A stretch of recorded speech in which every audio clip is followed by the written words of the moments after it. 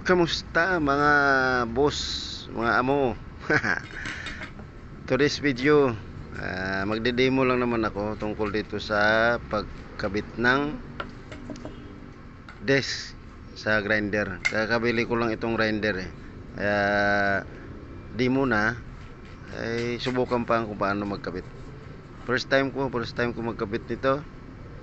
Siyempre ngayon lang naman dumating eh. Ideya lang, kunting ideya lang din sa mga bago. At maliban na lang doon sa mga ano na, sa mga professional na, sa mga biyasa. Ito ay para sa mga bago lang din na katulad ko. Demo ko lang.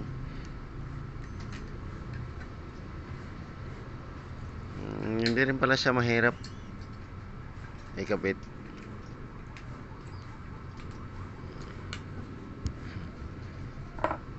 Kakabili ko lang nito eh, itong grinder. Ayan. At mayroon din siya palang mga handle para hindi ka mahirapan pag maggamit ka na. Yun, easy. So, ano pang kagandahan pala nito,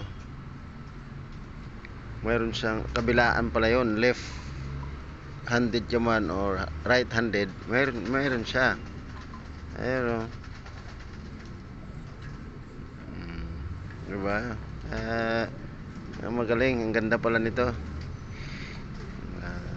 Tapos meron pa rin akong nabili yung gagamitin sa para sa pagpaputol na medyo safe. Ito, charan, in-order ko rin to sa online. Maganda siya.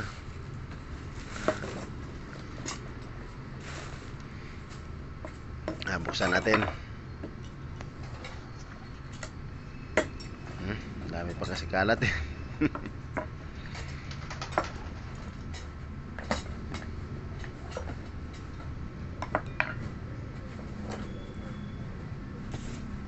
Ayan, ito na siya. Ayan.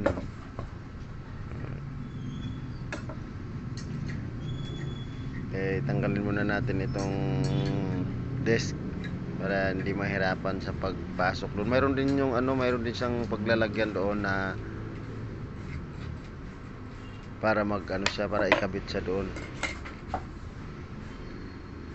Ayan, may push button din pala yan. Yung pala yung push button na yan. Pag luwagan mo, punditin mo lang. Tapos pag higpitan mo, tutunog yun eh. Yun, pwede mo na siyang higpitan or luwagan pag na-push mo na siya.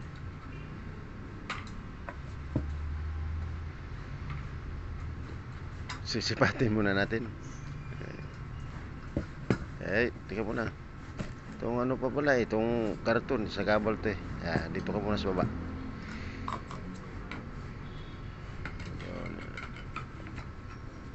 Ayan, saka ikabit yung desk na to. Ayan na. Mahirap-hirap pa kasi bago nga. Kailangan ayusin mo yung paglagay dyan, pagsalpak doon sa may lock din yan dyan, may lock. Kailangan mo siyang higpitan din yung lock nya kung gagamitin na. At wala muna tayong mga safety goggles or ano yan tawag doon, kasi demo lang naman eh. Pero kailangan pag magamit yun yan, naka 60 degrees siya. So mahirap yan gamitin pag ganyan yung pwesto ng grinder mo. So kailangan tanggalin natin ulit. Demo lang naman kaya wala tayong mga mga safety gear. Pero pag gumamit na kayo sa totoo, sa pag umaandar na yan, ay kailangan nyo na para safety. So buti muna natin. Ganyan pala, tsaka idiin mo siya. Pero dapat mayroon yun yung pinaka lock na rin doon pagpasok mo. Ito demo lang naman. So kailangan higpitan mo ng maigi yun. Kasi pag ginamit mo baka gumiwang, delikado. Kaya kailangan make it sure na hinigpitan mo na doon yung lock nya bago mo ikabit yung desk. Maganda rin itong nabili ko sa online na to dahil may kasama na rin siyang ganyan, yung pang-lock na yan, no. Kasi doble na tuloy yung ano ko dahil yung pagbili mo ng grinder may kasama na ring lock pang open. O yun, di ba? Ang ganda oh kasi parang yung cutter sa mini cutter na yung grinder. Yun, may adjustment din yan, may pwede mo sa incline. Parang kay kung gusto mong ano maputulin mo yung mga kahoy, mga plywood, plyboard, pwede siya, pwede. O kahit nga siguro din mga bakal kasi mayroon naman siyang itong guide. Pwede pa din siguro gamitin at gamitan mo lang din ng pangbakal na blade or desk ba yan. Medyo tabing nga kasi hindi pa yun ano, hindi pa nalak yung gano nung ano pero pag ano kailangan tingnan nyo kung pantay. Tsaka meron siyang guide. Ito, maganda din siya dahil may adjustment din sa lahat ng ano, may adjustment. Hindi naman gaanong kamahalan yan.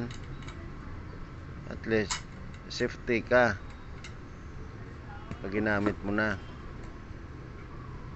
Ayun oh. Kung anong gusto mo na size magagawa mo kasi mayroon siyang guide. Tapos ilak mo siya doon na lang talaga yan. Ba, 2 inches, 3 inches, 4 inches, kung anong lapad andyan siya. Yun. Diba? Ang ganda nito. Okay? Salamat sa panonood sa mga bago. Ay, teka muna, mayroon pa yung ano, yung handle pala. Hindi ko pa napakita yung handle kung paano ikabit ganyan. May handle para ba hindi ka mahirapan pag ginamit mo na siya, o di ba? Yun. Ayun oh. Ang galing. Okay, mga boss. Salamat sa panonood.